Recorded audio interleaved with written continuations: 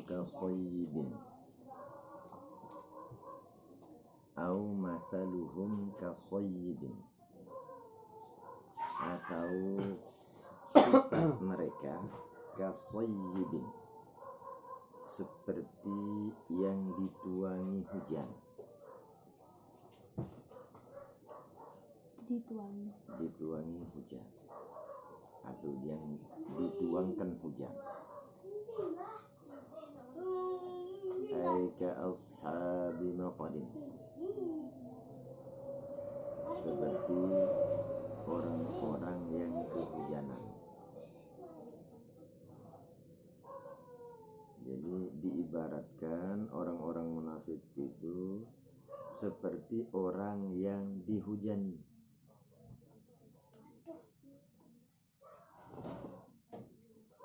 Wa asluhu, dan asal daripada kata sayyibin, suyubin, min saba, diambil dari lafaz saba, yasubu ay yanzilu, artinya turun.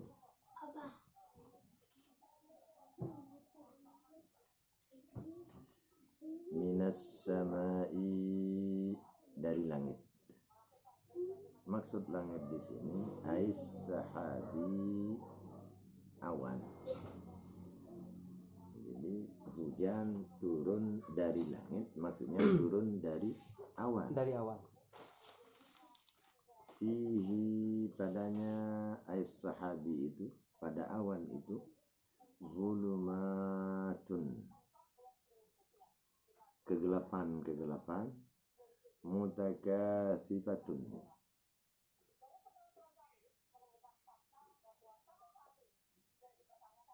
yang tebal. Jadi gelap yang tebal. Wara'dun, dan petir. Apa petir itu? Menurut mufassir, huwal malakul muwakkalu bihi, yaitu malaikat yang diwakilkan dengannya dengan hujan.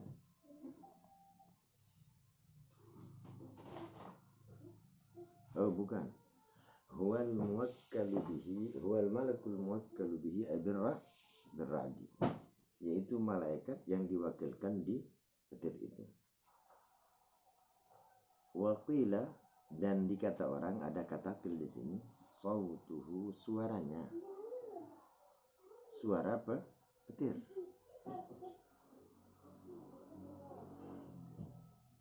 Wabarqun, dan kilat.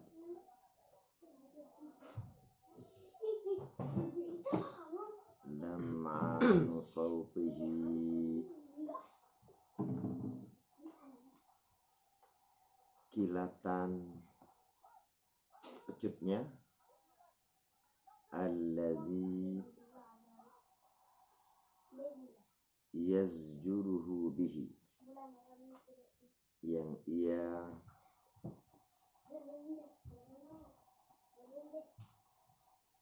pakai mengatur hujan, bihi, dengannya, dengan itu saut.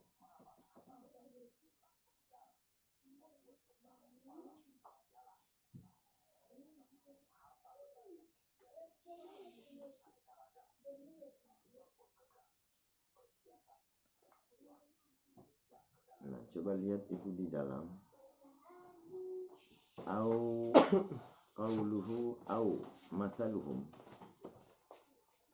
atau seumpama mereka, seumpama orang munafik itu. Kan kemarin mathaluhum kamasalillah istauqada naran ila akhir, sampai seterusnya. Kemudian ada perumpamaan lagi, au kasayyibin. Jadi au mathaluhum, ya, atau seperti sifat mereka, atau sifat mereka seorang munafik itu kasayyibin. Di sini ada au. Sifat mereka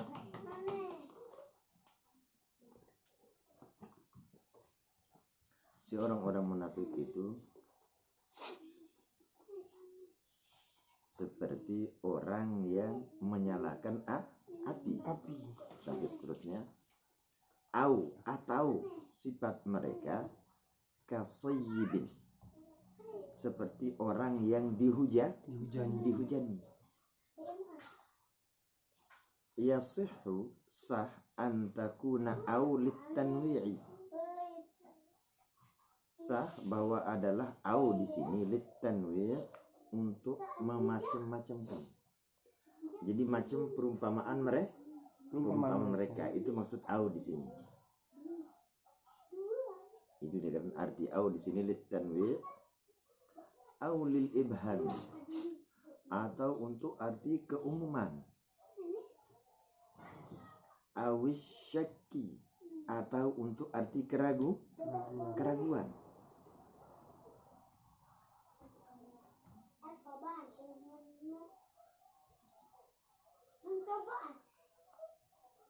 Awil ibahati, atau arti ibahah, kebolehan. Awit takhyiri, atau pilihan. Itu arti aw. Awil idrabi, atau untuk perpindahan. Jadi perpindahan satu umpama kepada satu umpama. Jadi yang jelas itu semua adalah sifat daripada orang munafik. Au bima'anal wawi, atau dengan arti waw. Jadi wa kasayyibin. Kalau dengan arti waw berarti wa kasayyibin. Ay wa masaluhum kasayyibin. Dan sifat mereka seperti orang yang dihujani. Wa ahsanuha al-awwal, dan yang terbaiknya, maksudnya ya yang paling baik tentang penafsiran au ada litanwi' lil ibham lisyak lil ibaha lil takhir lil idham au bima'na wa jadi itu yang paling baik daripada semua asumsi penafsiran tadi. Itu yang paling baik adalah yang pertama. Mana yang pertama? Antakuna au litanwi, untuk arti memacamkan. Jadi au kalau diartikan memacamkan berarti di ayat Al-Quran ini sedang menjelaskan macam-macam daripada perumpamaan yang sesuai bagi orang munafik. Jadi umpama orang munafik itu, jadi sifat-sifat orang munafik itu seperti yang pertama dari masalah itu. Kemudian macamnya lagi ada yang kasayyibin, macam perumpamaan. Jadi kenapa kok indah sekali seperti ini? Karena itulah bahasa Al-Quran ini memang bahasa yang sangat sangat dominan kalau dibandingkan dengan bahasa manusia. Jadi tidak ada perbedaan sebenarnya dari susunan kata bahasa Al-Quran dengan bahasa manusia pada umumnya. Baik manusia yang terpelajar maupun tidak pernah belajar, juga bahasanya mirip dengan bahasa Al-Quran. Maka sebenarnya setiap orang apabila dia mendalami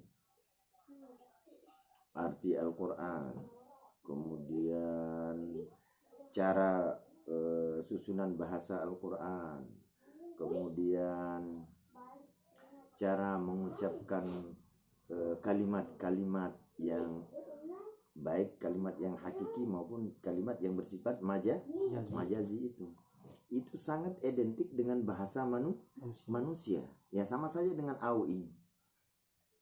Nah, jadi au ini kata atau bisa mengartikan macam sifat orang munafik.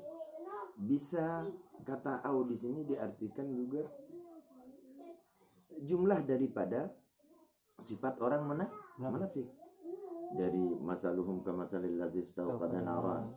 Nah, diumpamakan sifat mereka seperti orang yang menyalakan api. Nah, kemudian begitu apinya nyala, lalu apinya apa? Padam. Nah, sehingga begitu dipadam, zahaballahu binurihim, Allah menghilangkan cahaya mereka. Nah, kemudian terjadi apa? Wa tarakahum fil dhulumati.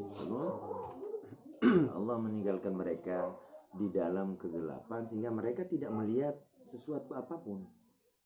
Jadi dia tidak tahu mana yang benar, mana yang salah. Nah, kira-kira seperti itu. Nah, kemudian ditambah lagi sifatnya au kasayyibin. Nah, ini atau sifat mereka seperti orang yang dihujani. Nah, bisa saja au ini diartikan dengan tambahan daripada perumpamaan sifat orang munafik. Bisa saja untuk arti memindahkan dari sifat ke satu sifat, adanya ke sifat yang lain itu arti lil dan lain sebagainya. Maka bahasa Al-Quran ini sudah mengcover semua bentuk bahasa yang ada di manusia itu sendiri. Mau dia bangsa Arab, mau dia bangsa Ajam, mau dia bangsa apa saja, asalkan manusia dan jin itu sudah mengcover cara berbahasanya sesuai dengan bahasa Al-Quran itu. Jadi bahasa Al-Quran ini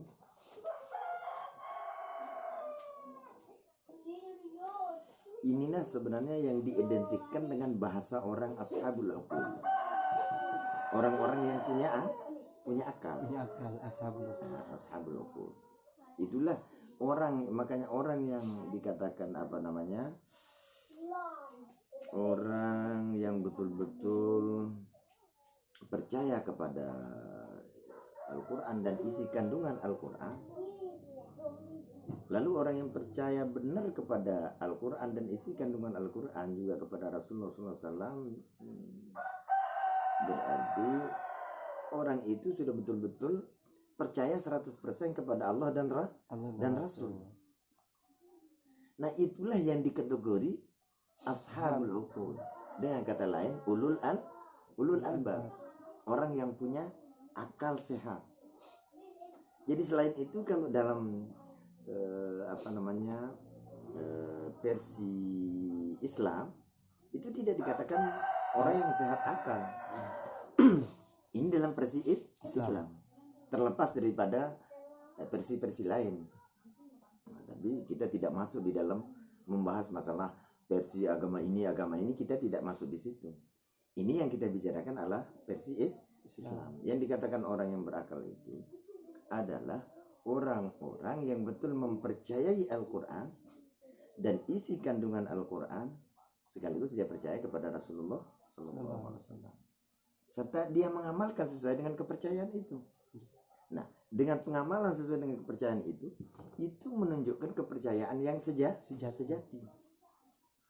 Implementasi dari kepercayaan. Maka itulah yang dikategori ashabul uqul, orang-orang yang punya akal sehat. Nah, jadi jangan kita berasumsi bahwa ini akal sehat, ini berakal begini, tapi tidak mempunyai dasar yang jelas. Jadi harus mendasar itu. Kalau versi Islam ya begitu.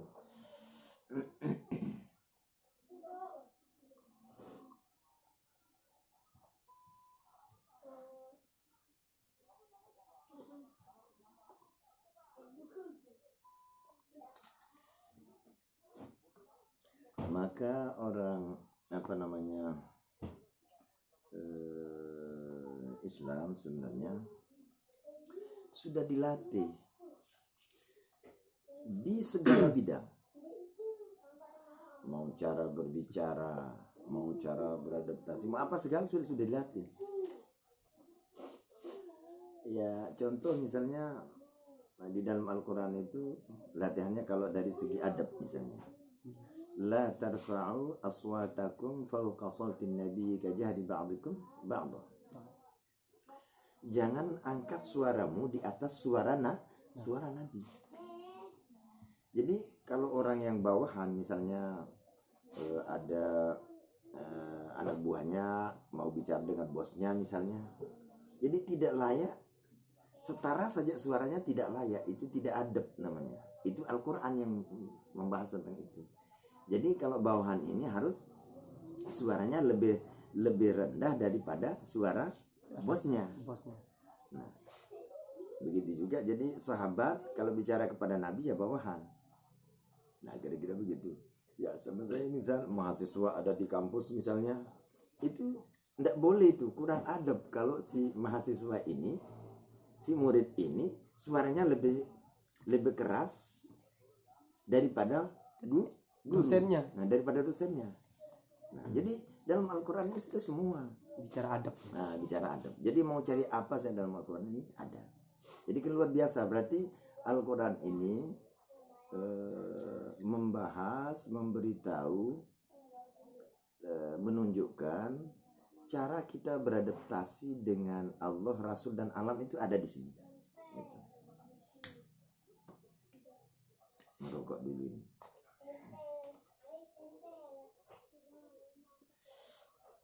Cuman kalau rokok itu tidak ada dibahas dalam Quran, itu tidak ada. Mau cari di hadis juga tidak ada.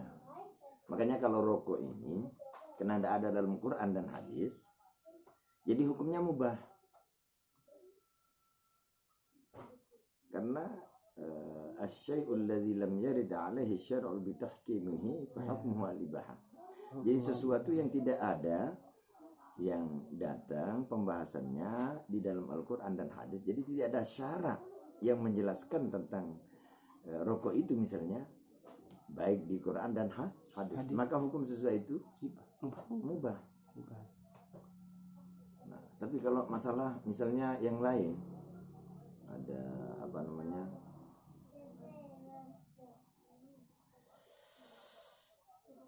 minum apa namanya, bir, Ya, minuman keras, bir, kemudian ganja. Ya. Tidak ada itu dalam Quran dan hadis, tapi itu bukan mubah. Itu pakai kias caranya. Ya. Pakai kias. Innamal khamru wal maisir wal aslam. Jadi setiap sesuatu yang membawakan itu haram. Maka Nabi mengatakan kullu khamrin muskirun wa kullu muskirin haram. Tiap-tiap arak itu memabukkan. Setiap yang memabukkan itu haram. Berarti itu ada penjelasannya. Nah kalau rokok ini kan tidak memabukkan ini. Tapi terlepas orang yang mau bilang haram, mau bilang apa, ya terserah itu. Mungkin dia tidak bisa merokok kan? Ya. Nah itu terlepas. Mau buat gambar kayak yang ada di rokok ini ya terlepas. Kita tidak apa namanya mengkritik tentang gambar yang ada di rokok dan sebagainya. Ini hukum yang kita bicarakan kan begitu. Nah, tapi mau bilang makruh, mau bilang apa ya terserah, itu urusannya mereka kan begitu. Tapi yang kita inginkan adalah ada alasan-alasan konkret kalau kita mau memutuskan suatu hukum. Ya sama dengan undang-undang, kan orang mengatakan ada payung hukumnya, kan begitu. Ini ada dalilnya. Ada dalilnya. Jadi jangan kita berasumsi tanpa ada payung hukum di situ. Jadi tanpa ada alasan yang konkret. Kira-kira seperti itu. Kalau kita biarkan orang berhukum tanpa ada payung hukum yang jelas, dalil yang konkret, nanti semua orang berhukum.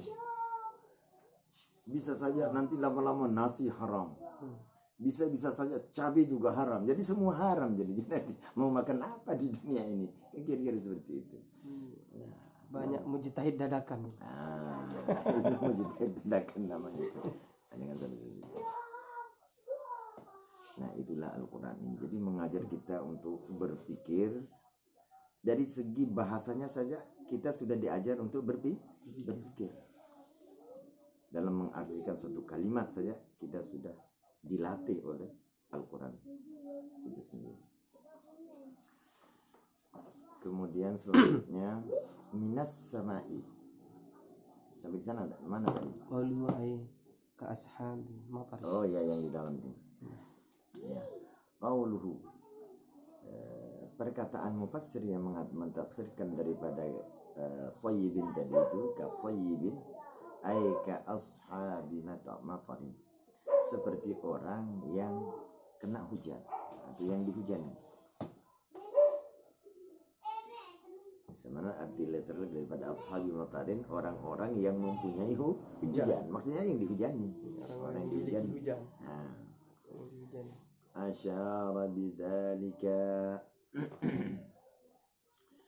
telah menunjukkan dengan demikian itu ila annal kalam ala hazfi mudhafin, kepada sesungguhnya pembicaraannya atas buangan mudhaf.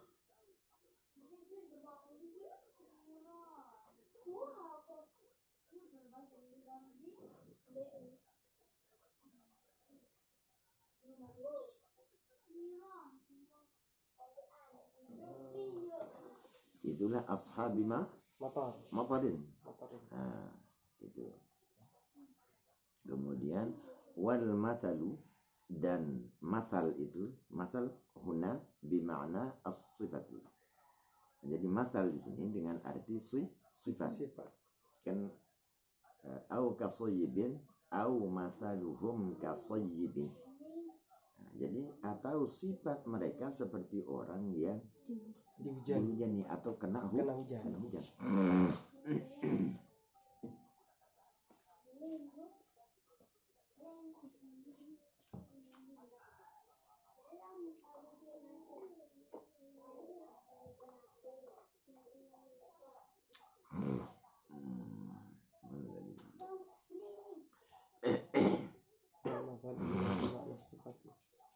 Kama taqaddama, sebenarnya telah terdahulu itu arti mathal.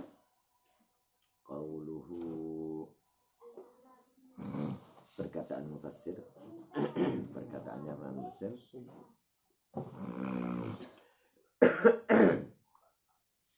wa asluhu, dan asalnya, asal daripada sayyibin itu suyubin.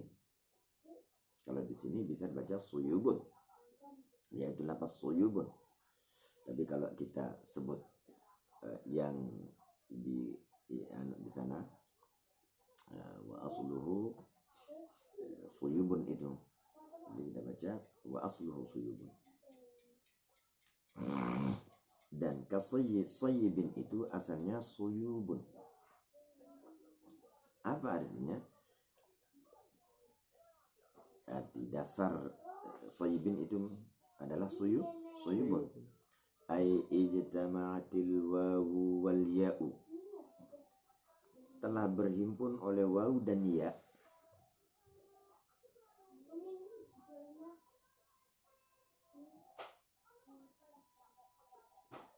Wa sabaqat ihdahuma, dan telah mendahului oleh salah satu keduanya si wawu dan iya, bisukuni, dengan sukun, dengan baris mati. Sayyi, berarti kan ada baris ada sukun di situ. Itu yang mendahului. Qulibatil wawu ya'an, dibalik akan wawu itu menjadi iya.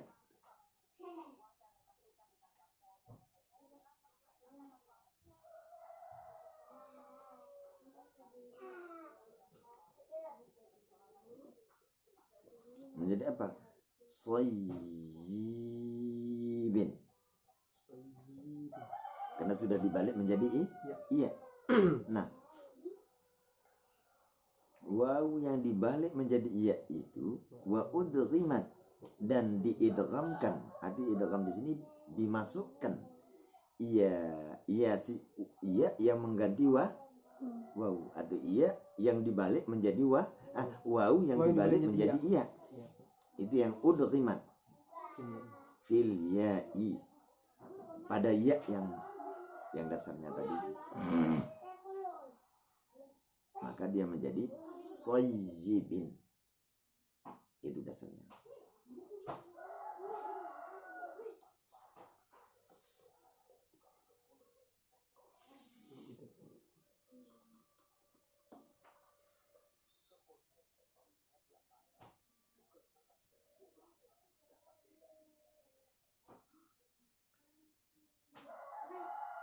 Nah ini juga menggambarkan bahwa uniknya bahasa Arab itu. Jadi suyub menjadi soyibin.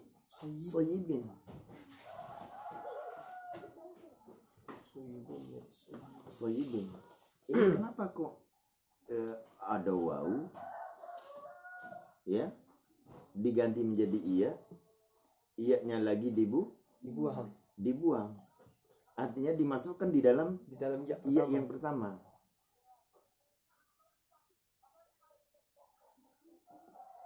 Kan aneh ini.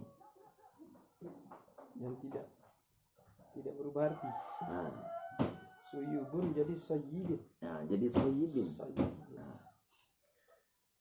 jadi artinya karena kalau dibaca soyub bukan soyub, maksudnya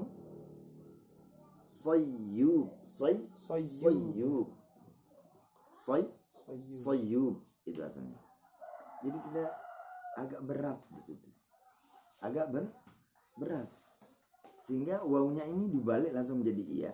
Nah setelah menjadi iya, jadi double iya lagi di situ, double iya. Jadi kalau double ada yang sama-sama, ya masukkan aja yang sama itu kepada yang sudah ada. Dia sudah tercover di situ. Seolah-olah digabungkan. Di situ menjadi satu. Nah jadi ini supaya tetap pembicaraan itu eksis. Yang pertama itu tetap eksis. Karena dia ringan. Nah, artinya tidak memerlukan ada huruf yang sama. Jadi misalnya kalau pejabat ini kemampuannya sama untuk diapain nih buat tambah-tambahan ini, ya buang saja itu. Nah itu nambah-nambah uang negara untuk menggaji, kan kira-kira seperti itu. Tidak berfaedah. Tidak berfaedah. Kira-kira seperti itulah gambarannya. Ya dalam bahasa Arab ini memang unik begitu.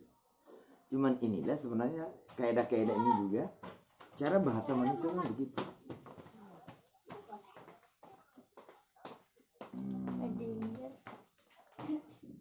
Artinya yang selalu mencari yang mabni 'ala taisir.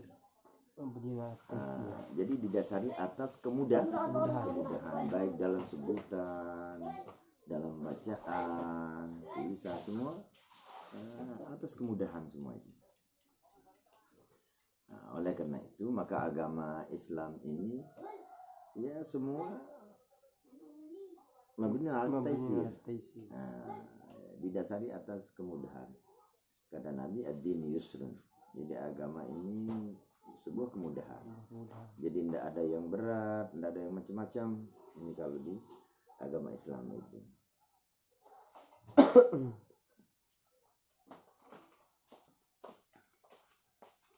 Jadi itulah yang dianut juga Muhammad SAW yang disebutkan mengatakan innallaha jamilun yuhibbul jamal. Sungguhnya Allah itu maha indah dan menyenangi keindahan. Kenapa menyenangi keindahan? Karena kalau sulit itu tidak bisa indah. Tidak bisa indah. Bagaimana dia duduk, bagaimana dia mau mengangkat suatu barang, kalau barang yang diangkat itu tidak mudah, maka akan menghilangkan kerilekan dan kesantaian di situ. Kalau itu sulit dilakukan. Nah, jadi supaya semua indah karena mudah dilakukan. Mesti ringan semua. Nah, mesti ringan semua. Itu. Nah, cuman ibadah yang paling ringan itu kan ibadah batin sebenarnya. Makanya sebagian juga ulama mengatakan bahwa orang sufi itu sebenarnya itu sebuah kemalasan katanya. Kenapa dia katakan sebuah kemalasan? Karena ibadah batin itu sangat ringan. Tapi saya kurang setuju itu kalau mengatakan sebuah kemalasan. Tapi ada juga ulama fikih yang mengatakan jadi orang tasawuf itu sebenarnya berdasarkan kemalasan itu. Kayak orang malas. Kayak orang malas katanya. Tapi padahal sebenarnya kalau orang sufi itu yang membahas tentang masalah batin bukan artinya menghilangkan tentang syariat sebenarnya itu. Jadi syariatnya jalan, kemudian batinnya juga jalan sesuai menurut fungsinya begitu. Jadi batin ini kan hanya mengingat Tuhan. Jadi mengingat Tuhan ini jalan, sebuah jalan untuk kita sampai kepada Tuhan. Nah itu pembahasannya bagaimana kita mengingat. Nah itu pembahasannya di dalam apa namanya tauhid itu. Nah, itu. Dan yang dikatakan ingat itu bagaimana? Nah itu harus dibahas di sana. Jangan cuma ingat. Jadi banyak sekarang orang membahas tentang ingat Tuhan. Semua itu berapi-api mengatakan uzkurullah. Sebutlah Allah, ingatlah Allah banyak-banyak. Tapi yang dikatakan ingat itu yang bagaimana? Itu tidak pernah dibahas. Karena padahal mengingat Tuhan itu sangat mudah. Sangat mudah. Cuman kalau tidak dipahami ya susah juga itu. Ya, namanya mengingat. Karena mengingat Tuhan itu bukan kayak kita mengingat seseorang. Kalau kita ingat kepada seseorang, misalnya namanya Abu Bakar, misalnya bentuk badannya begini, kemudian kulitnya sawo matang, kemudian rambutnya agak ikal, itu cara mengingat sesama makhluk. Nah kalau mengingat Tuhan ini berbeda dengan ingat makhluk, karena Tuhan ini laisa kamitslihi syai'un, tidak sama dengan sesuatu. Nah cuma itu dibahas di dalam masalah tauhid gitu. Nah, ingat gitu. Tuhan dan seterusnya.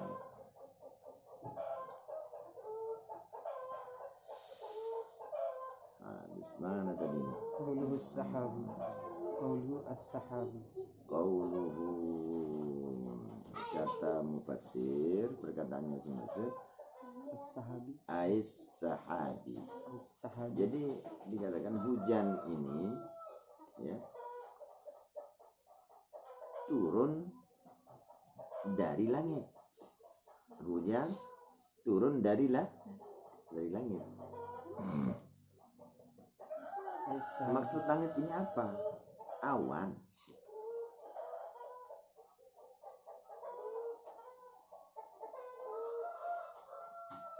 Asyara bidzalika, telah menunjukkan kepada demikian itu pada penafsiran sama itu diartikan sahab ila annal murad bis sama'i al-lughawiyyati. Nah, yang dimaksud, yang dikehendaki dengan kata sama al-lughawiyah, langit al-lughawiyah yang bangsa arti. Jadi kalau kata sama secara logat wahiyya kullu martafa'a, yaitu tiap-tiap barang yang telah tinggi. Sehingga banyak orang berasumsi mengatakan apa? Mengartikan sama itu secara lughawi, yaitu dengan perkataannya yang dikatakan langit itu adalah batas penglihatan. Nah itu arti sama pada lughawi itu. Habis wa aslu sama'in, dan asal daripada kata sama'in itu samawin. Samawin.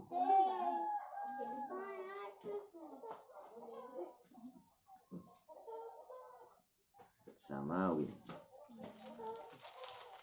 Waqa'atil wawu mutafarrifatan faqulibat hamzatan. Jatuh oleh wawu itu hal keadaan menjadi ujung, artinya jatuh di ujung, menjadi ujung kata kan. Samawin. Faqulibat, maka dibalik ia si wawu itu hamzatan, menjadi hamzah, menjadi samain.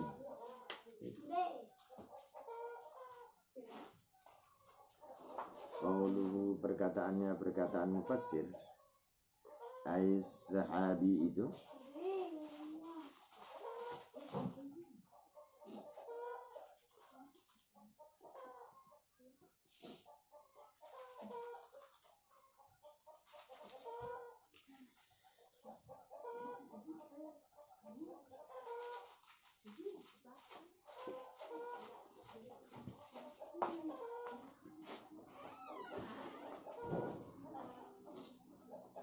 al-munasibu audul dhamiri ala sayyibi.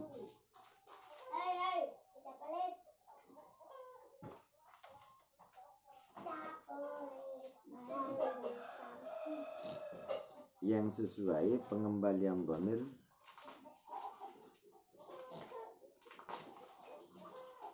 ala sayyibi atas lafaz sayyibi.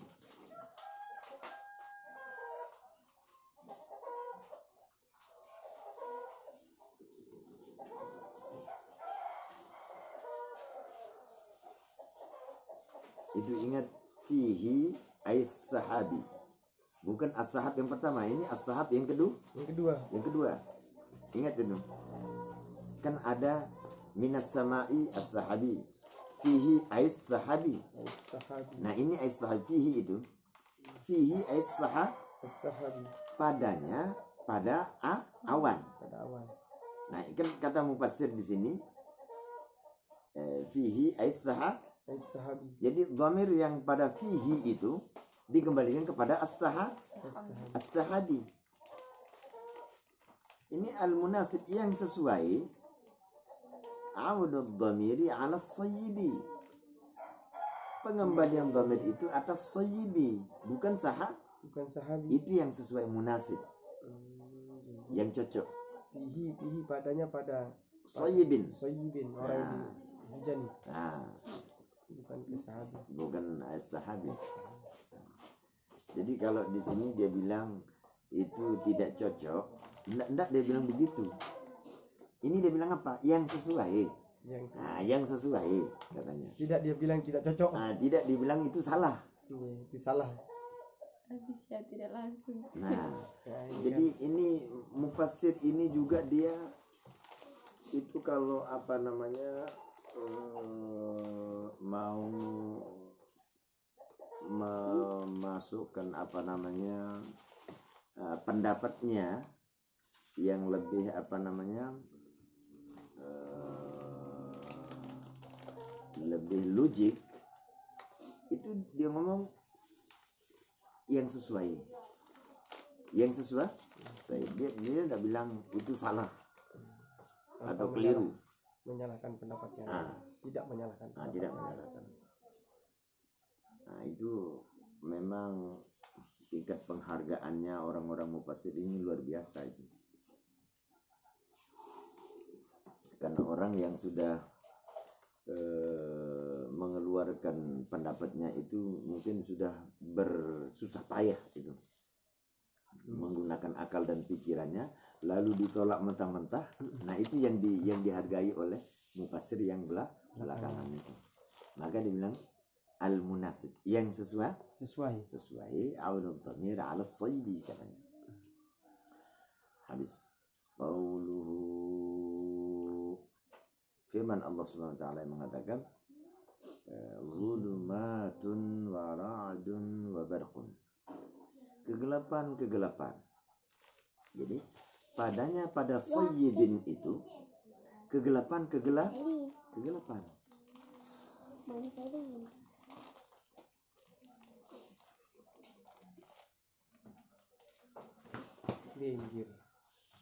Jadi orang yang dihujani itu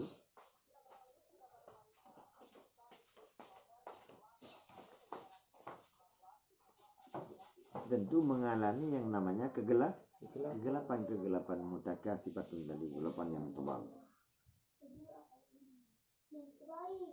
Kegelapan apa?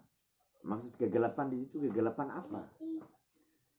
Ai zulmatur rih, kegelapan angin, was-sahabi, dan kegelapan mendung, wal-laili, dan kegelapan malam, sudah terkumpul di situ. Ini orang yang dihujani dengan hujan yang lebat.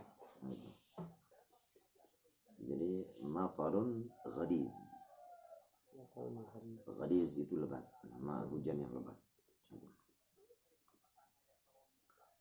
Qauluhu huwal malaku, yaitu malaikat.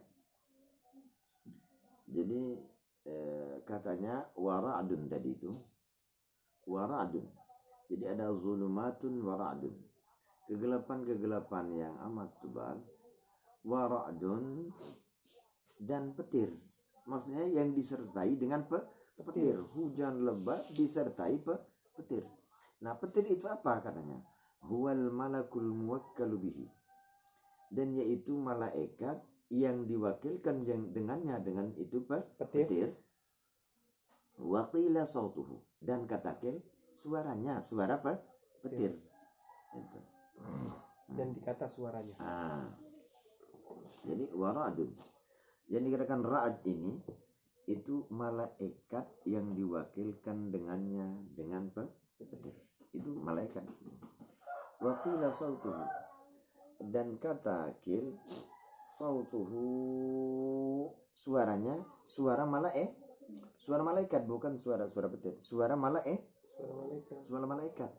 Petir itu suara malaikat, kan asumsinya begitu. Nah, tapi kalau di dalam ilmu alam, ilmu apa namanya itu, ya petir itu kena terjadi apa namanya, Pertemuan. Nah, pertemuan Yang antara negatif dan positif.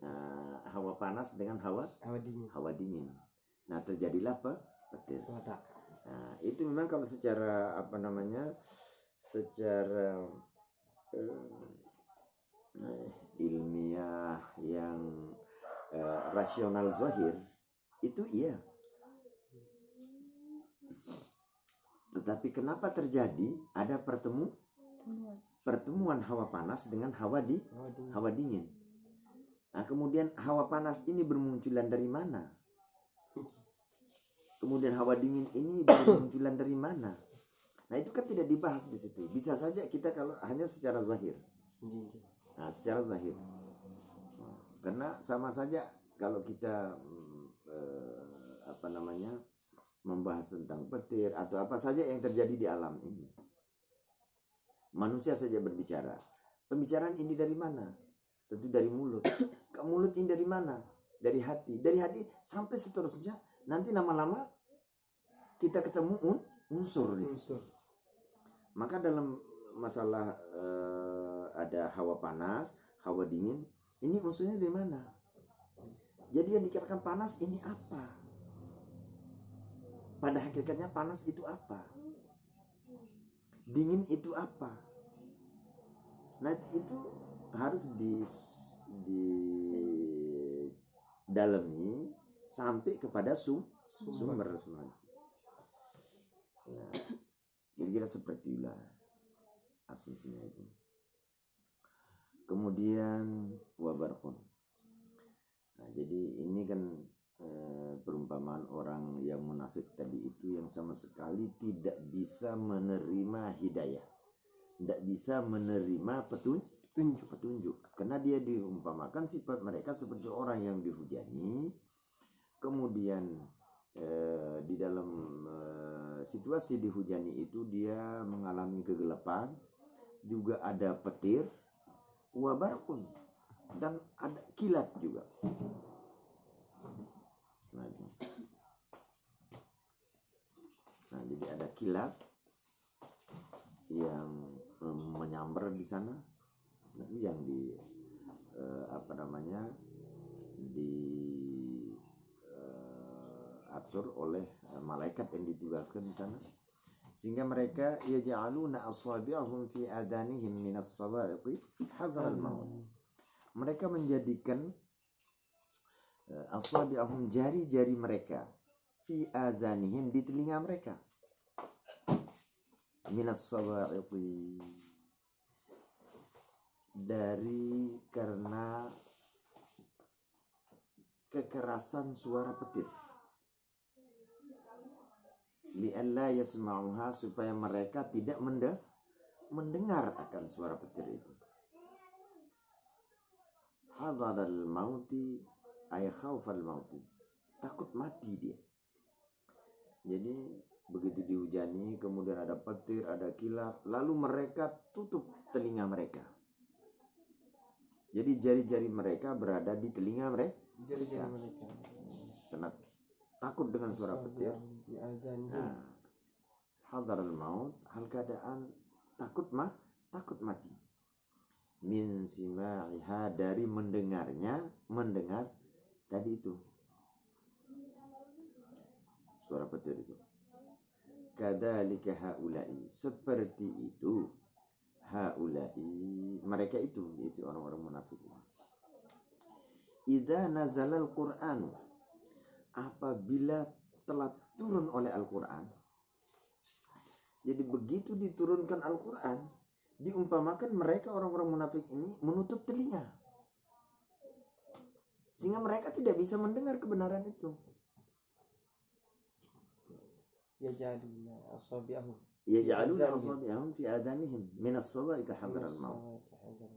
Jadi bagaimana dia akan bisa mengetahui Tuhan? Petunjuk untuk mengenal Tuhan itu dia tidak mau dengar, karena mereka nutup telinga. Bagaikan dia mendengar petir. Mendengar petir. Jadi orang-orang yang tidak mau, ini secara versi Islam loh ini. Jadi bagaimana orang yang tidak mau menerima Al-Quran dan isi kandungan Al-Quran, lalu dia dikatakan orang-orang yang peka dan berakal sehat, itu jelas tidak mungkin, sebuah kemustahilan.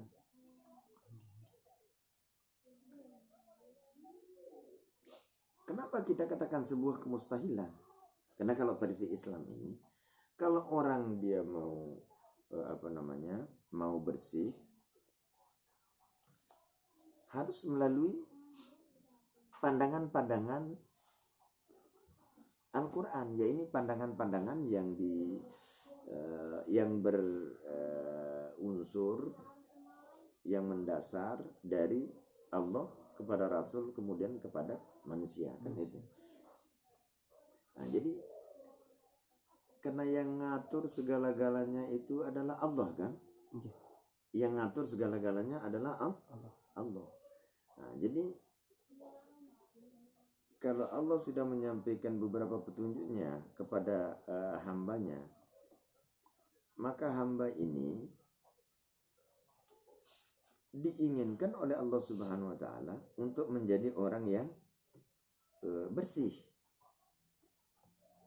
Nah, kenapa ingin menjadi orang bersih? Karena memang pada dasarnya kenapa kita katakan bersih di situ? Tadi kita berbicara masalah misalnya akal sehat. Jadi kita tahu dulu akal sehat, pikiran sehat. Jadi yang dikatakan pikiran ini apa, kan begitu? Jadi yang dikatakan pikiran ini adalah harakatun nafsi fil ma'qulat. Itulah pikiran. Pergerakan jiwa pada sesuatu yang diterima akal. Ini dikatakan pikiran.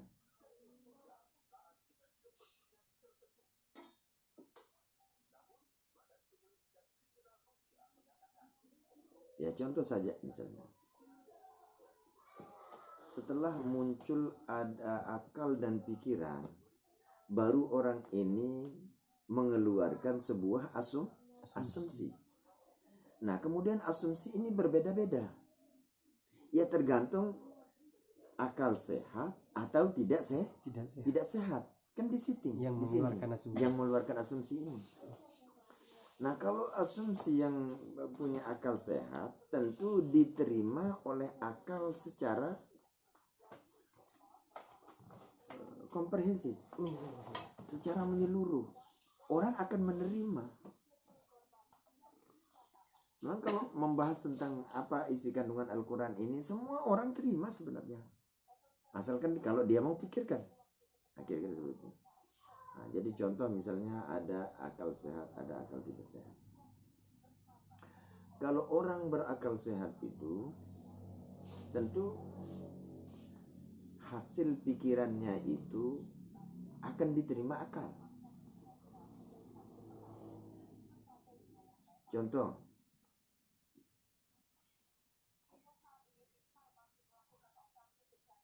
di bandara internasional atau di bandara yang tidak internasional, misalnya kelas-kelas daerah misalnya atau provinsi atau apa yang tidak internasional, Di sana ada namanya pesawat terbang.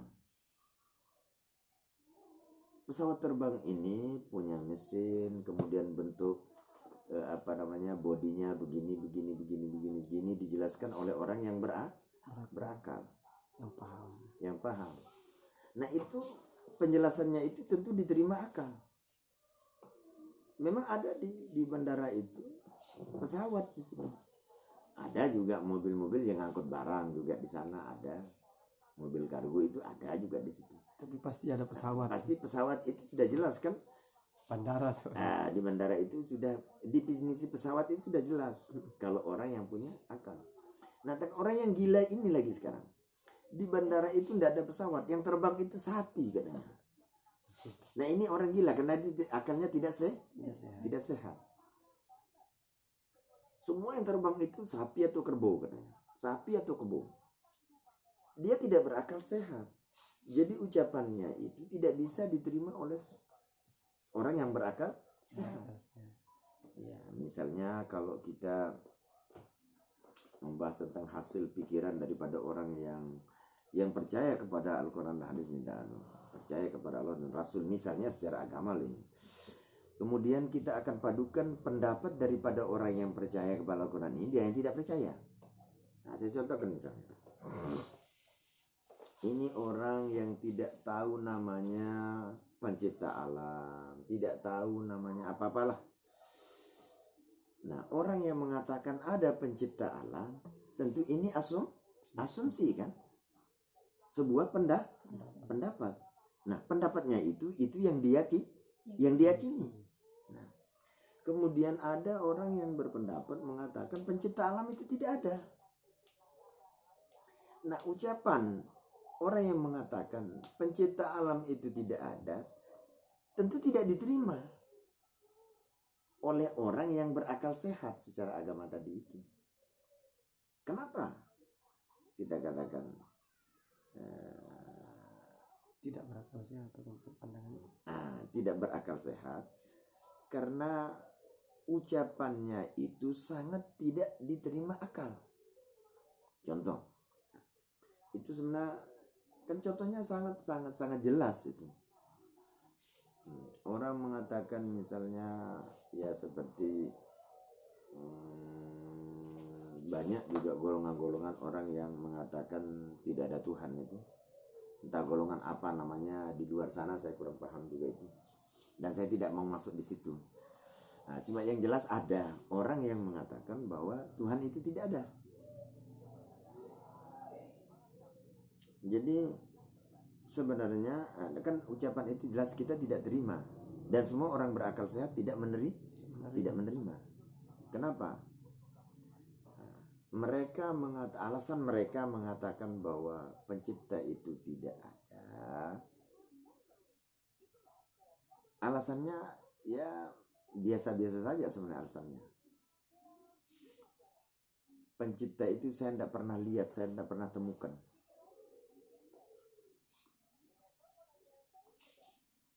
Dari nenek moyang saya tidak pernah saya ditunjukkan bahwa ini pencipta alam. Itu katanya. Dan alam ini menurut pendapat mereka, asumsi mereka, alam ini memang sudah ada sedemikian rupa. Jadi dengan sendirinya. Jadi dia berasumsi bahwa alam ini jadi dengan sendiri. Itu mereka berasumsi seperti itu. Nah, boleh-boleh saja berasumsi seperti itu kan, boleh-boleh saja. Cuman sekarang kita akan lihat apakah asumsi ini diterima akal atau tidak kan begitu. Nah, sekarang kita contohkan kalau bumi, langit dan sebagainya dan isinya ini memang sudah ada sedia kala tanpa pencipta. Itu susah juga itu.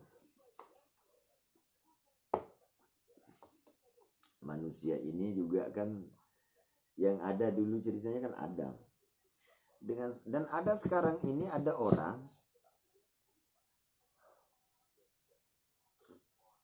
bernama Keo.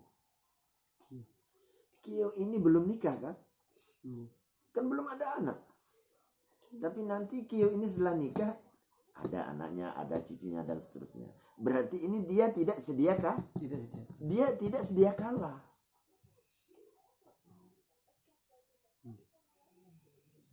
Nah, Ada hukum sebab akibatnya. berarti ada sebab akibat kan ini. Nah, kemudian sekarang kalau misalnya taruhlah kita ikuti pendapat mereka. Kita ikuti artinya jalur pendapat mereka, coba kita selusuri. Kalau orang yang mengatakan alam ini bisa menciptakan, alam ini sudah ada sedia kala. Karena alam ini bisa menciptakan dirinya sendiri. Kan begitu larinya. Menciptakan sendirinya. Menciptakan dirinya sendiri. Nah, kalau alam ini bisa menciptakan dirinya sendiri, kan alam ini luar biasa. Luar biasa, hebatnya luar biasa. Kalau dia bisa menciptakan dirinya sendiri. Kalau dia bisa menciptakan dirinya sendiri, ya mungkin bisa menciptakan benda lain juga, kan kira-kira seperti itu. Nah, pendapat yang mengatakan bahwa alam ini bisa menciptakan dirinya sendiri, artinya bisa jadi dengan sendiri. Bisa jadi dengan sendiri, artinya bisa menciptakan dirinya sendiri. Sekarang coba kita buktikan. Kan tadi hebat, karena bisa menciptakan dirinya sendiri, kan udah hebat dia. Sekarang kita buktikan. Coba kita suruh aja gelas ini. Atau enggak usah, kalau gelas ini kan ada pabriknya. Tanah ini tidak ada pabriknya kan?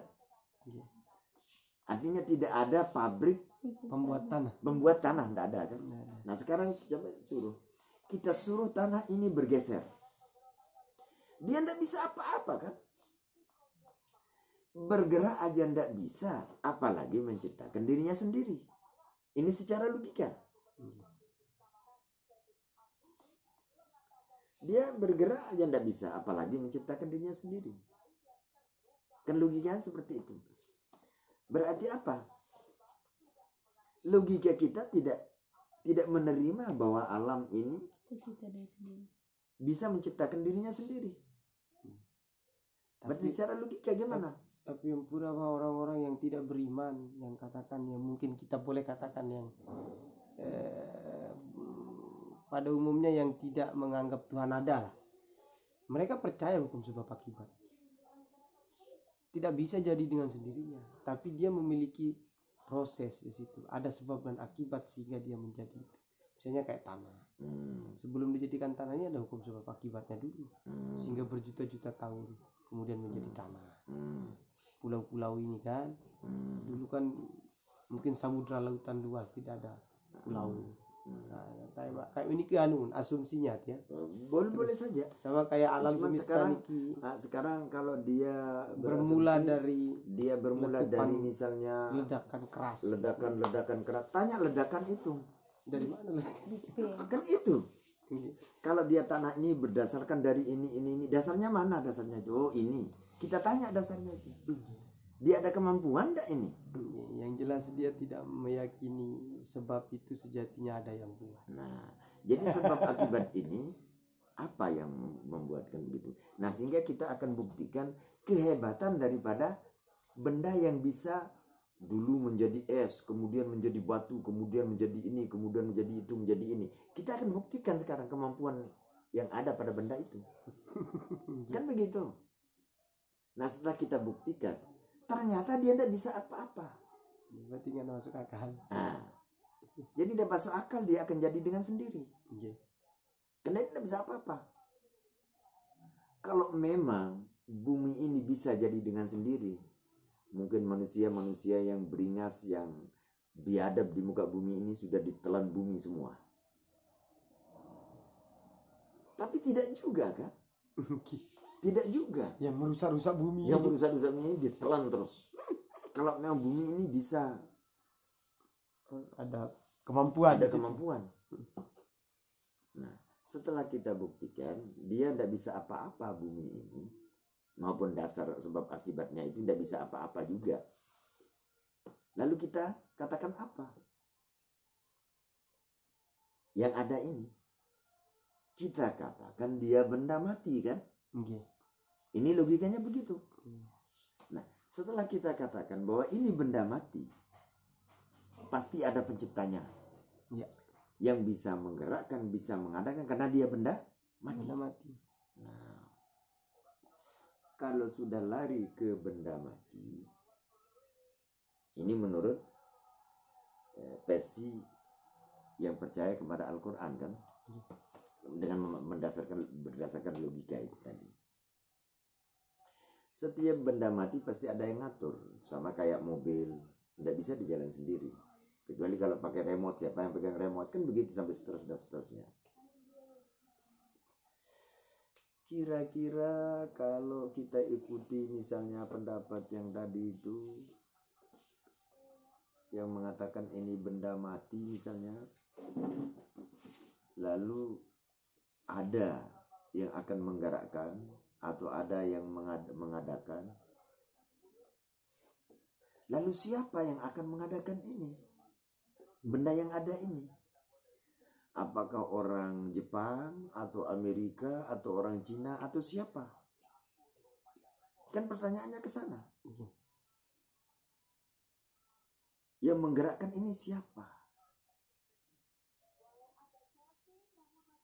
Nah, kalau menurut logika Al-Quran, logika orang Muslim, orang mukmin dan Muslim itu, tentu yang menciptakan adalah sebuah zat yang maha sempurna dan tidak bisa ditandingi. Zat sifatnya tidak bisa ditandingi dengan semua yang ada di alam jagat raya ini. Itulah yang menjadi penciptanya. Nah, zat yang maha segala-gala tadi itu, kalau menurut bahasa orang Islam itu, itulah yang bernama Allah. Nah, cuma sekarang zat yang bernama Allah ini, itu yang sangat perlu untuk kita pelajari agar kita mengenal Allah itu. Kan itu persoalannya. Cuma di akhir-akhir sekarang kalau kita bertanya tentang, membahas tentang mengenal Allah, banyak juga orang yang menolak. Padahal di dalam Takut katanya. Takut gila. Takut gila, apa macam katanya itu. Belajar tentang Tuhan tapi takut. Takut gila nanti. Padahal secara logika setiap barang yang ada pasti bisa dikenal kan? Iya. Pasti bisa ditahu. Pasti bisa dikenal.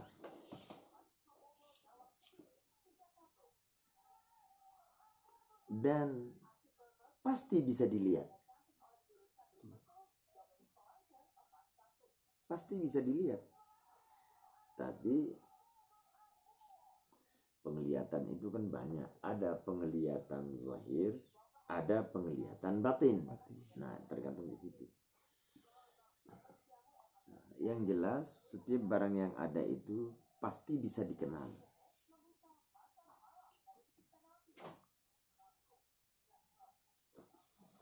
Tentu sebatas tingkat pengenalan makhluk.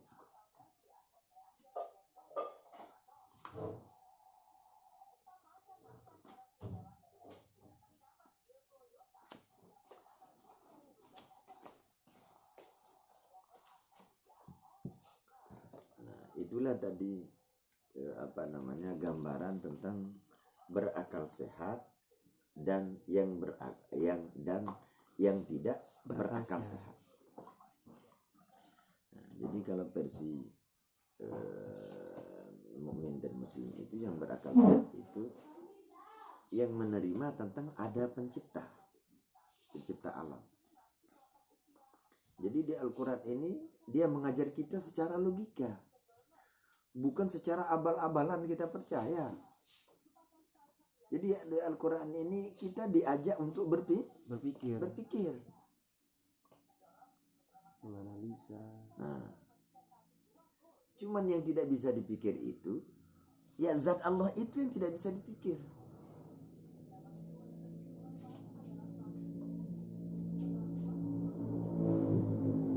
Nah, coba saja bayangkan.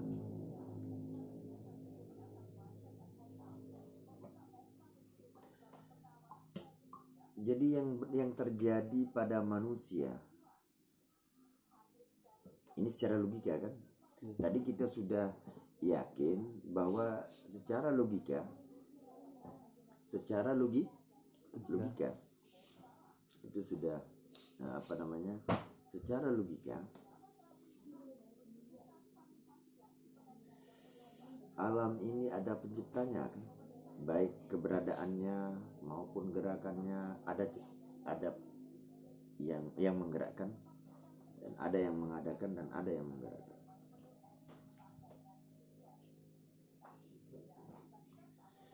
Nah, kemudian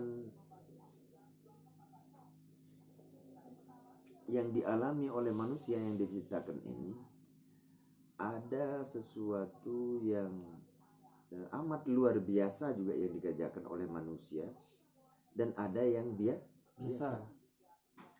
Ya, misalnya kalau yang biasa dikerjakan oleh manusia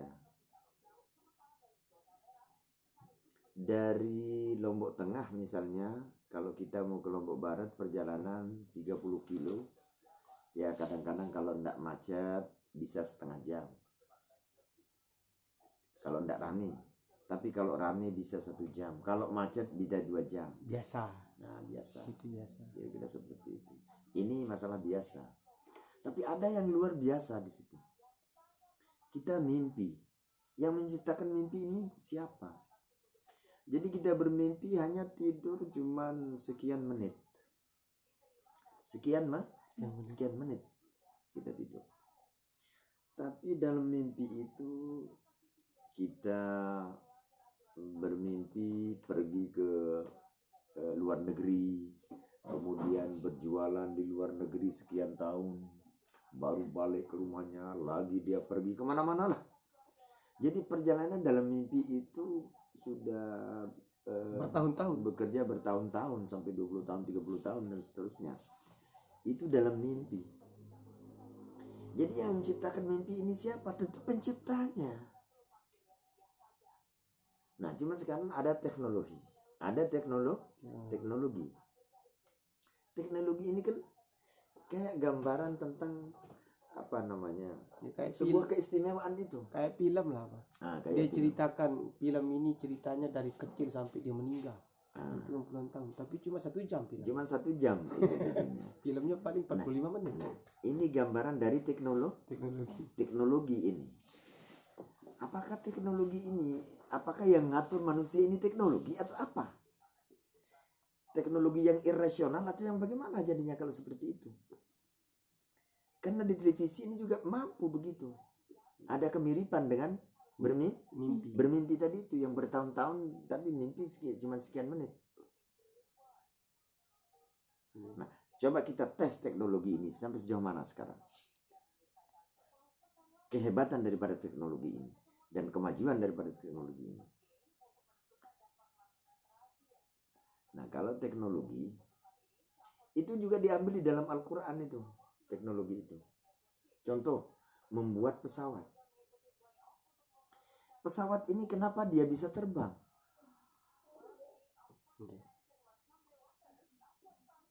Padahal dia beratnya sekian ton. Dia bisa terbang. Ini dorongan angin yang dibuat oleh mesin itu. Nah, jadi angin yang berdasarkan mesin di situ. Nah, maka dorongan angin inilah yang membuat dia bisa terbang. Nah, kita pakai layang-layang dia bisa naik karena ada angin.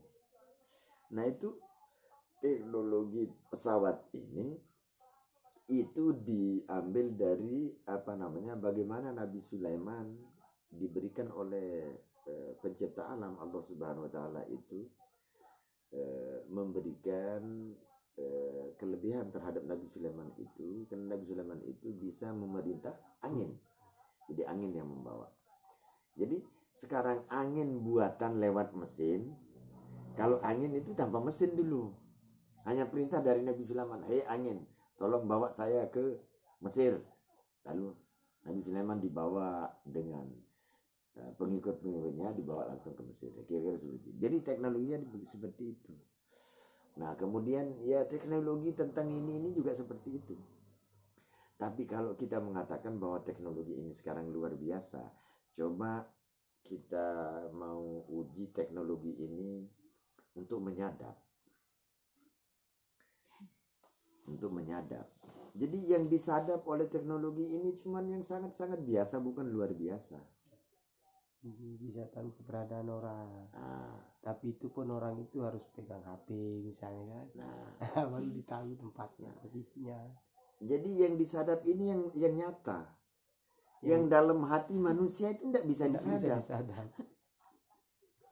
Maka orang yang sampai ke Tuhan, dia bisa sadap alam.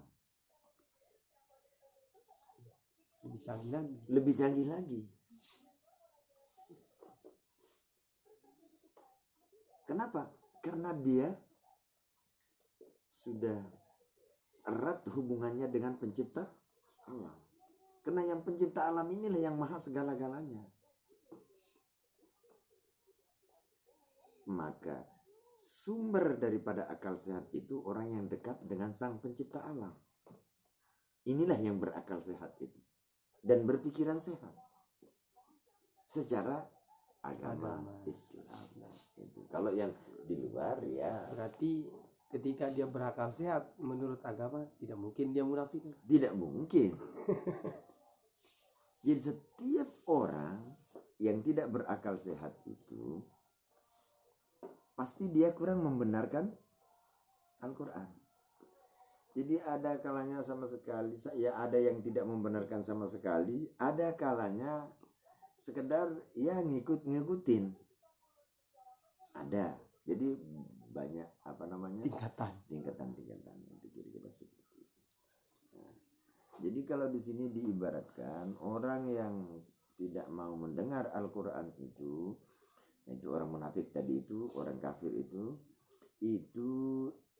dimisalkan sifat mereka seperti orang yang dihujani, kemudian dia mengalami kegelapan, kemudian di situ ada petir, ada kilat, sehingga mereka begitu dihujani dengan hujan yang lebat, mereka menutup telinga mereka dengan jari-jari mereka itu, karena takut mati di situ karena suara petir dan kilat dan sebagainya itu. Nah, jadi kalau orang yang tidak menerima Al-Quran ini, jelas dia goblok itu dalam versi Al-Quran ini. Jadi tidak berakal sehat lagi di situ. Kira-kira seperti itu. Habis. Nah, sehingga kesimpulannya orang yang berakal sehat itu adalah orang yang bisa meyakini Al-Quran dan mengamalkan Al-Quran dengan benar. Itulah antara lain gambaran orang-orang yang berakal sehat. Jadi disebutkan tadi idza nazala al-Qur'an. Jadi mereka hazaral maut tadi itu min sima'iha. Kadzalika haula'i, seperti itu mereka itu idza nazala al-Qur'an, apabila turun Al-Qur'an. Jadi diibaratkan begitu turun Al-Quran mereka tutup telinga mereka. Sehingga dia tidak bisa mendengar isi kandungan Al-Quran. Wa fihi dzikrul kufri, dan padanya sebutan kekafiran. Sebutan kekafiran atau kemunafikan itu. Al-musyabbahu bizzulumati. Nah, jadi kekafiran, kemunafikan yang diserupai dengan kegelapan.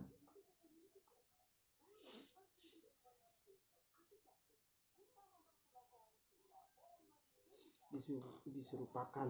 Nah, diserupakan dengan kegelapan.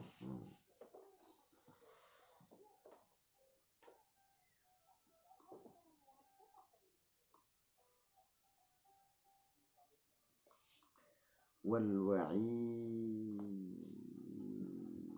wa'idi alaihi. Dzikrul kufri al-musyabbahu bizulma. Kemudian wa dzikrul wa'idi alaihi, dan disebutkan yang dijanjikan atasnya itu al-musyabbahu birra'di, yang diserupakan dengan petir.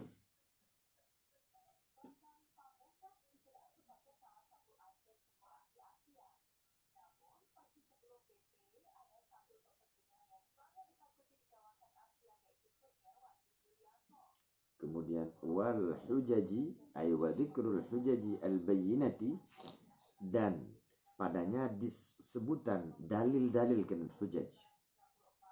Hujjatun hujjatani hujajun. Wal hujaji ay wa dzikrul hujaji al bayyinati, dan padanya pada ayat Quran itu ada sebutan dalil-dalil yang nyata.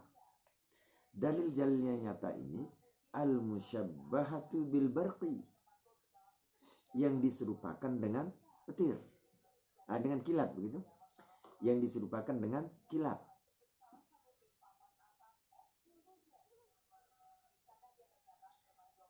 Yasudduna adzanahum, mereka menutup akan telinga mereka.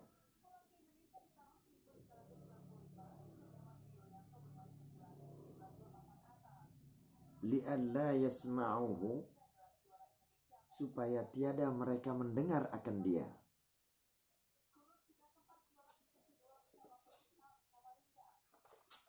Kenapa? Supaya mereka tidak mendengar. Dia tutup telinga mereka supaya mereka tidak mendengar. Kalau dia mendengar, fayamilu ilal iman, maka mereka akan cenderung kepada beriman. Makanya mereka menutup telinga mereka. Fayamilu ilal iman, kalau mereka dengar, mereka akan cenderung kepada beriman.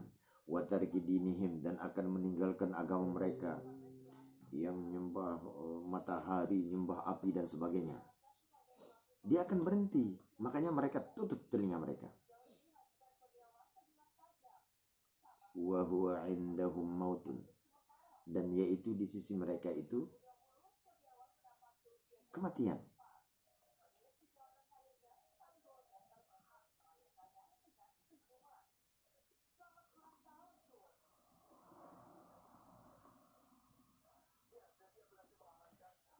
Wallahu muhitun bil kafirin, dan Allah yang meliputi dengan orang-orang kafir. Ilman wa qudratan, menjihad ilmu dan menjihad kekuasaan. Fala yafutunahu, maka tiada mereka meluputi akan dia, akan ilmunya Allah dan kuasa Allah. Jadi pasti karena kita sudah diliputi, baik mau kafir mau Islam, tetap wallahu muhitun bil kafirin. Jadi selalu diliputi dengan ilmunya Allah dan kuasanya Allah.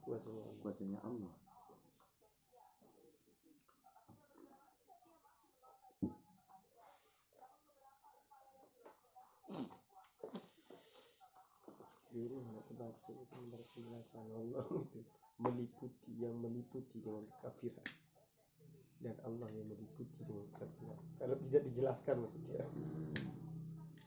Wallahu, dan Allah itu muhitun, yang meliputi bil kafirina, dengan orang-orang kafir. Jadi setiap meliputi itu berarti bersama kan? Jadi apa yang bersama? Ilman wa qudratan, ilmunya Allah dan kuasanya Allah. Yang kuasanya Itu yang meliputi kodratnya.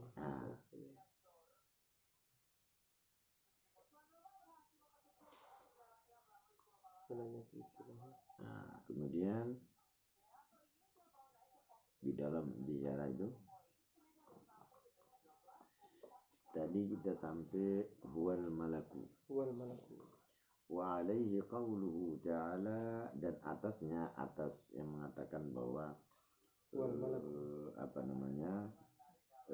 atas kata malaikat itu yang menguasai petir.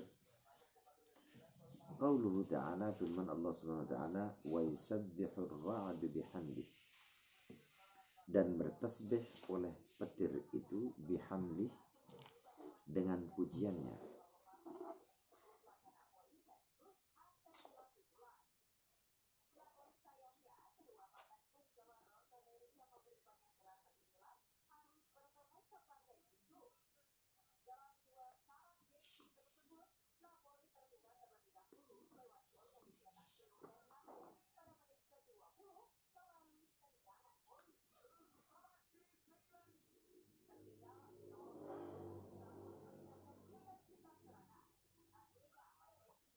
Jadi yang ngatur petir ini malah malaikat. Qauluhu, perkataannya, wa qila sautuhu. Kan tadi katanya yang dikatakan petir ini yaitu al malakul muwakkalu bihi, wa qila sautuhu, sautul malaki, suara malaikat. Fa qauluhu ta'ala, maka firman Allah Subhanahu wa taala yang mengatakan yusabbihu ar-ra'du aydur ra'di. Nah, bertasbih oleh petir artinya orang yang mempunyai petir. Siapa? Malaikat. Karena dia yang ngatur petir. Yang membuat petir itu malaikat.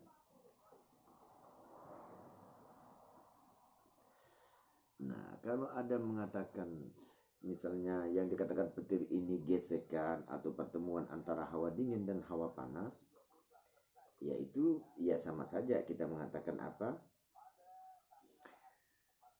Terjadi suara knalpot mobil. Ini kayak knalpot motor atau mobil. Nah, knalpot mobil, motor atau pesawat. Apa yang menyebabkan di situ? Mesin. Nah, mesin yang bagaimana di situ? Mesin yang lengkap, ada apinya, ada bensinnya, ada bahan bakarnya. Nah, jadi di situ kena terjadi ada gesekan yang bertemu di dalam hidupnya sebuah mesin, maka bersuara knalpot. Yang mengendalikan di sana siapa? Sumbernya kepada siapa? Strom. Adanya strom. Apinya.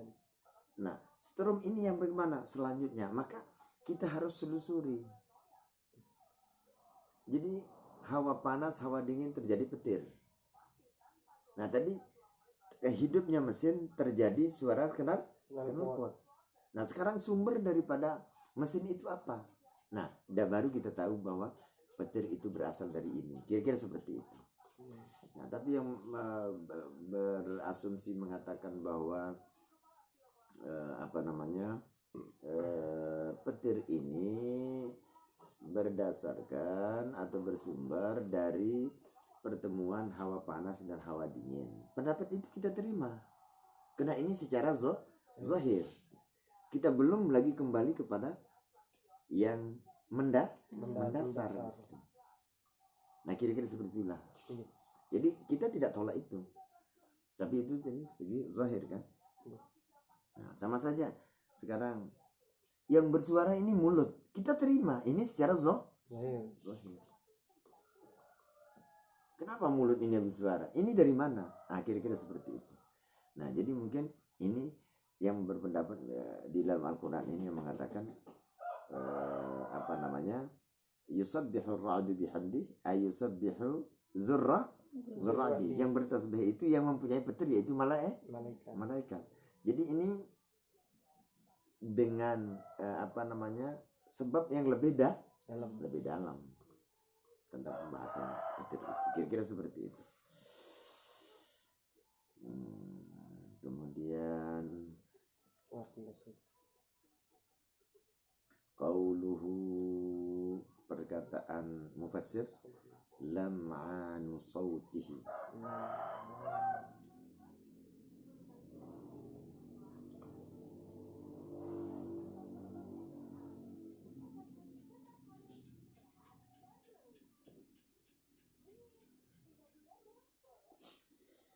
Ini di dalam hurufnya agak kurang pas itu mungkin. Sod pakai dia ya. Sod. Sin di sana. Kemudian to kan ada di situ. Wa barqun ay lam'anu sautihi. Saut. Dia di syarah itu. Tafsirnya daripada wa barqun.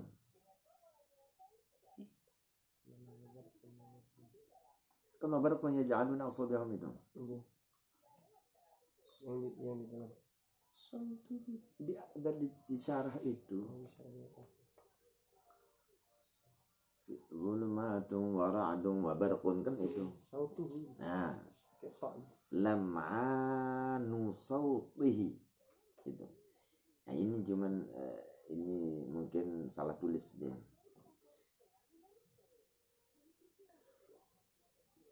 Nah, itu diperbaiki itu. Lam'anu sautihi. Saut ini pecut. Pecut. Pakai sin ya atau sod? Sin, Saut. sin, waw, ta, ha, seperti yang di syarah itu. Pecut. Jadi kilatan pecutnya. Kilatan pecutnya. Nah, itu. Apa yang dikatakan kilatan pecutnya? Pecut di malaikat. Ail alatul lati yasuqu biha. Alat yang ia menghalau dengannya.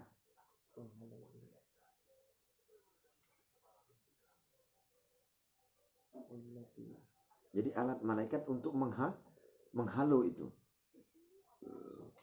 Wahya min nar, dan yaitu dari api. Itulah barak, itu kilat itu.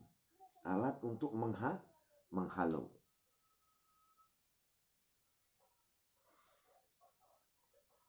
Itu yang dikatakan barak itu. Barakun, kilat itu. Qauluhu ay ashabus sayyibi. Jadi perkataan syarah yang mengatakan ashabis sayyibi,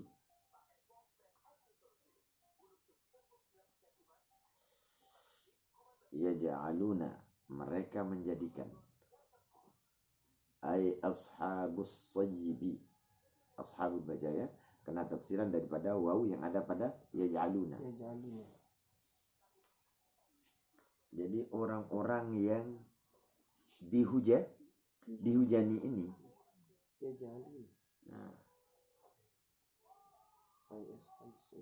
Nah itu. Jadi yaj'aluna asabi'ahum tadi. Fahuwa bayanun lil wawi fi yaj'alun. Maka ashabu ini, ashabus sayyibi ini penjelasan daripada waw, penjelasan untuk waw pada yaj'aluna. Kemudian qauluhu anamilaha,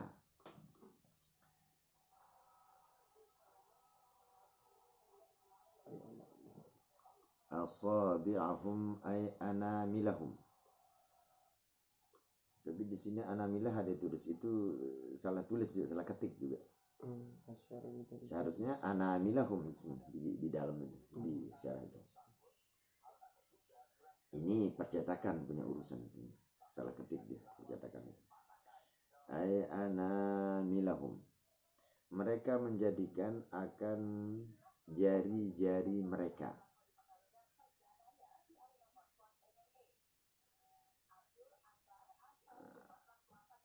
Maksud jari mereka ini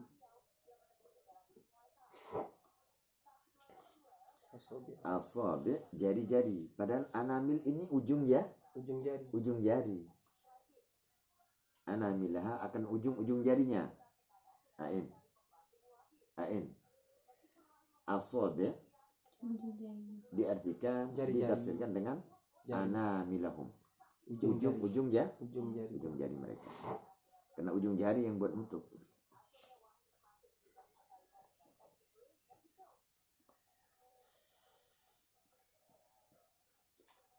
Asyara bidzalika, telah menunjukkan dengan demikian itu si perkataan yang mengatakan yaj'aluna asabi'ahum ini ila anna fil asabi'i, kepada sesungguhnya pada lapas asabi', pada lapas jari-jari itu majazan, itu majaz min babi tasmiyatil juz'i bismil kulli, dari bab menamakan juz'u dengan nama semua. Kan ujung jari ini juz'u daripada jari bagian daripada jari. Nah, bagian daripada jari itu yang dinamakan min babi tasmiyatil Juz'i. bismil kulli, dengan nama semua jari kan asabi. Tapi yang dimaksud adalah anamil, ujung Anamil ya. Nah, jadi menamakan juzuk dengan nama semua jari. Padahal yang dimaksud juzuk bagian. Nah, jadi kita namakan yang sebagian itu dengan nama semua.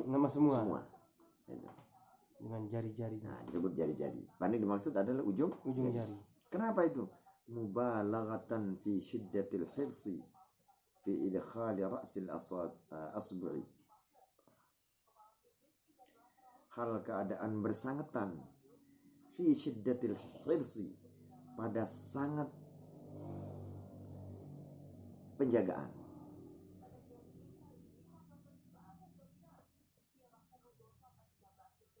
Syiddat ini sangat hirsi, kelobaan, keinginan.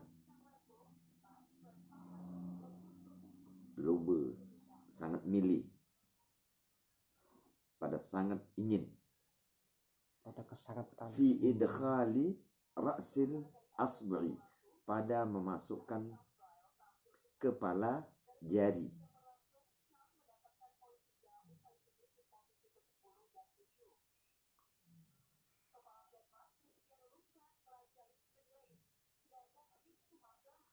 Faka'annahu, maka seakan-akan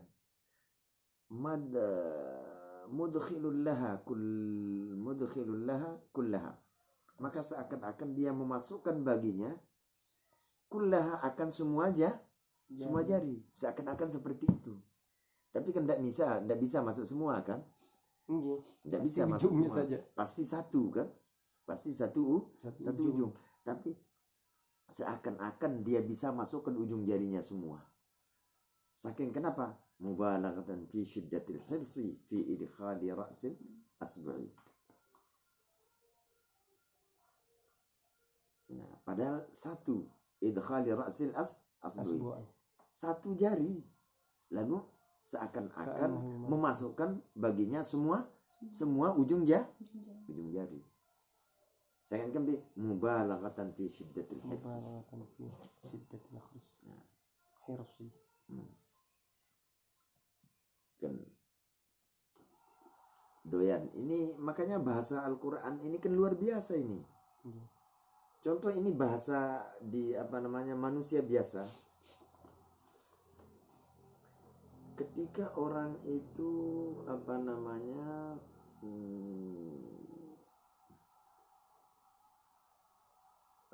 memberikan secara bukan secara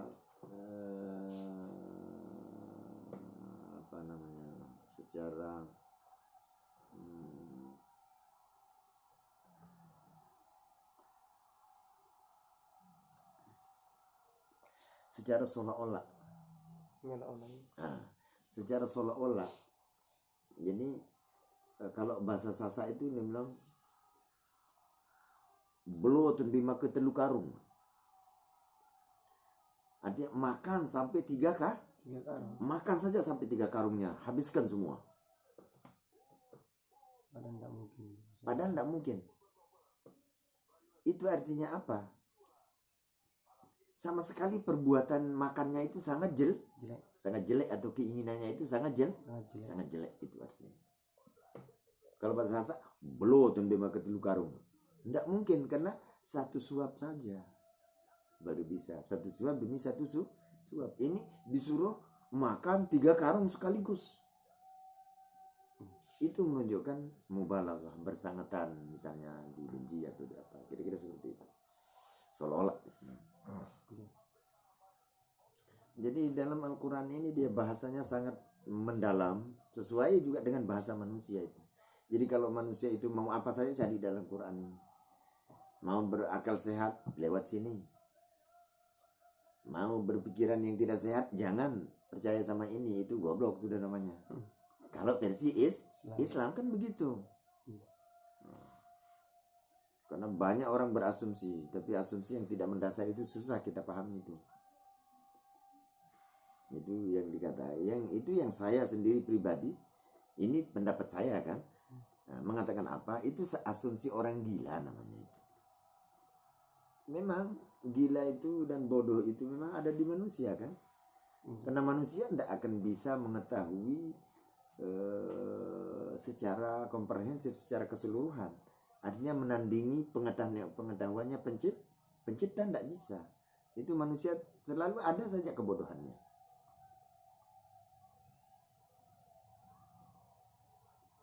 Banyak ulama tidak bisa itu pakai anyaman tas kecil yang tidak bisa buat tas. Nah, buat tas itu kan bodoh namanya. Ini tidak bisa semua. Nah, jadi kita tidak bisa mencapai derajat yang pintar, alim secara keseluruhan, tidak bisa.